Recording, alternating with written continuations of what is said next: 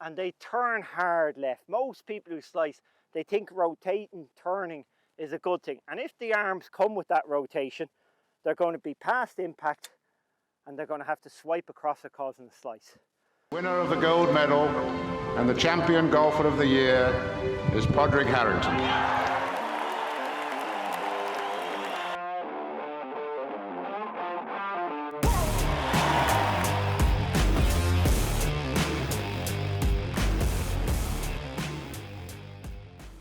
Welcome back to Paddy's Golf Tips. 10 lessons I think every golfer should know. Today we're going to go with how to hit the golf ball straight, and we're going to learn how to not hit a slice. Then we're going to learn how to not hit a hook, and then we're going to learn how to hit it straight. So first and foremost, how not to hit a slice.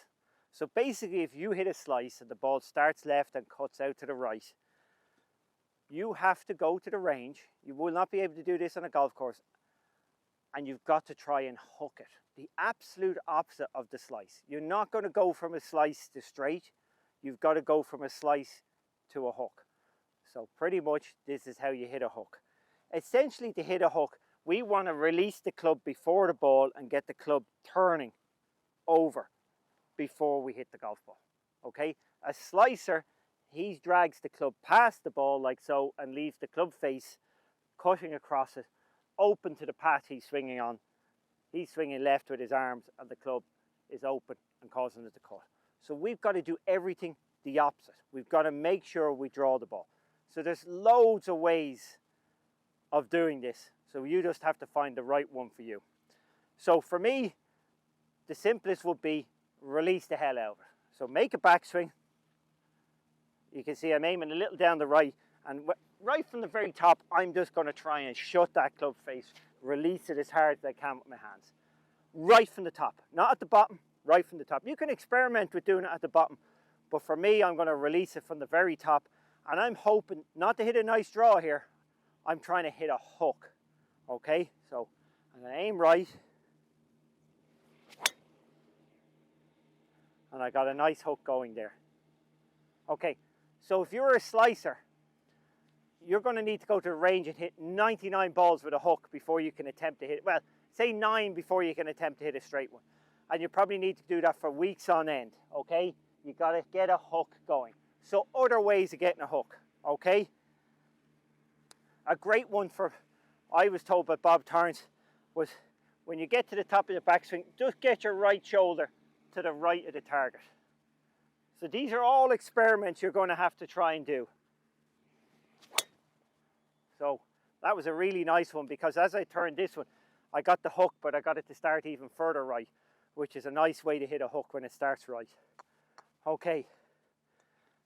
Another simple way of doing this, before we get into actual swing technique, is probably put a tee, I'd say just slightly inside it and a foot behind it. Now, so when I'm swinging down here, I'm actually going to try and look at that tee to get my release, okay?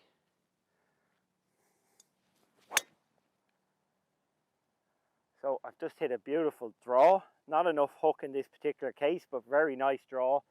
As I said, that just gave me an extra foot to get to the ball of release, okay? Whereas I said, most people who slice it, they've dragged their hands past impact and they haven't had time to release the club. Okay, there's 3 little tips. Right shoulder right, and the backswing, release from the top, or try and look a foot short of the ball. So what's actually happening? So essentially in the golf swing, somebody who slices the ball, they usually turn back and they turn hard left. Most people who slice, they think rotating, turning is a good thing. And if the arms come with that rotation, they're going to be past impact and they're going to have to swipe across it, causing a slice. We would, like John Jacobs years ago told me this great lesson. He says, you know what, open the door, close the door.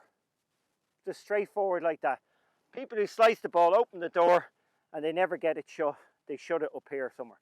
So open the door, close the door, and if you're a slicer, you're going to have to close that door back there at that tee. So we'll try that one. Okay, open the door, close the door. Oh, again, I got a hook going. I know it was a bit low, but that's okay when we're practicing. Okay, we want to see the ball going right to left, exaggerated right to left. So that was a nice, bit low hook, but lower than I wanted it. But again, open the door, close the door. Very nice thought for people. Another one. Set up to where you're going and just turn your chest. Again, 6-8 inches short of the ball. This is going to get you. Remember, every draw has to be swung out to the right. That's the feeling. If you swing out to the right, the club turns over.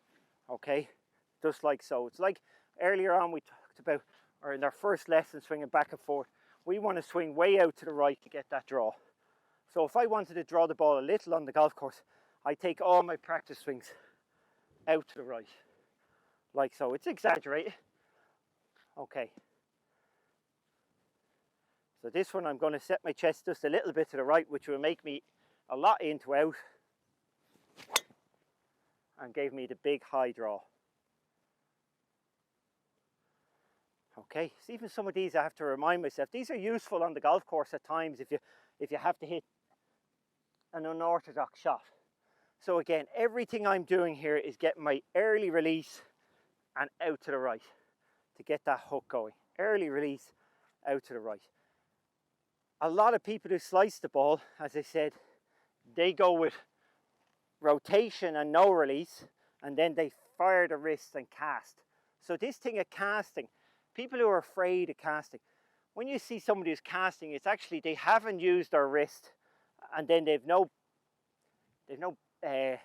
leverage on the grip on the head, so then it just gets thrown across the ball. So the actual way to stop casting is actually use your hands from the top of the golf swing. So again, I'm going to really release hard. Again, you can see as I'm trying to stop slicing, I'll always aim to the right. This is the key. Okay, you can practice.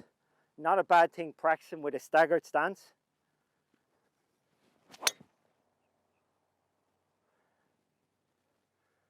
Not enough draw, a little draw, but I want to hit a big draw when I'm doing these exercises. A staggered stance is a good way. Again, the staggered stance is a great way of hitting a hook because it's blocking you out here, so your hands are going to flip over like so, which is what we want to do. We want to stop slicing it. We've got to exaggerate and really release the club. Okay, staggered stance is good for that. If you have a side slope, it really helps. So if you can find a slope on your golf course that you would be hitting off a slope so the ball is above your feet, even if it's a little above your feet that way, but it's okay if it's just above your feet, that will make you aim right and draw the ball. If you have that in a range, just use that alone. I think it would take 20 minutes, 3 sessions of 20 minutes, and that draw will get into your game. By just practicing here, because again, it will make you swing around and out, and you won't fear the ball missing right, so you'll swing right and the ball will turn over. That's all there is.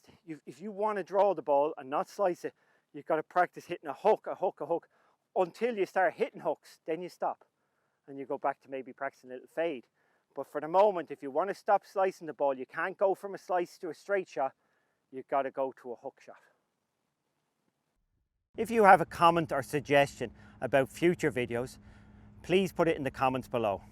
If you enjoyed or found these videos helpful, please like or subscribe down below to encourage me to do more.